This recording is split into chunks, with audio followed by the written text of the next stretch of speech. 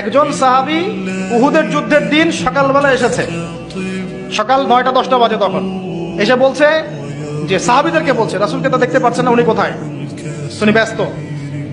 সাহাবীদেরকে বলছেন, আচ্ছা আমার কি আগে কালিমার সাক্ষ্য দিতে হবে না আমি যুদ্ধ করবো আগে? সাহাবীরা বলছে আগে সাক্ষ্য দেওয়া লাগবে। তিনি সাক্ষ্য দিলেন, বলে আশহাদু আল্লা ইলাহা ইল্লাল্লাহ ওয়া আন্না মুহাম্মাদান আবদুহু ওয়া রাসূলুহু। এবার যুদ্ধে গেলেন। কোন যুদ্ধ? উহুদ। কোন যুদ্ধ? হয়তো যুদ্ধ কতক্ষণ চলেছে? 3 ঘন্টা, 4 ঘন্টা, 5 ঘন্টা হাইয়েস্ট। এর মধ্যে এই বেচারা শহীদ হয়ে গেছে। এই বেচারা শহীদ হয়ে গেছে। আল্লাহ নবী সাল্লাল্লাহু আলাইহি ওয়াসাল্লাম যুদ্ধের পরে লাশগুলো দেখছেন। আপনারা জানেন ওখানে একটা মানে আমাদের একটা বিপর্যয় ছিল, তো তিনি খুবই ব্যথিত। লাশের মধ্যে দেখলেন, আরে এই ইহুদি ছেলে এখানে কেন? এ কিন্তু ইহুদি ছেলে এখানে কেন?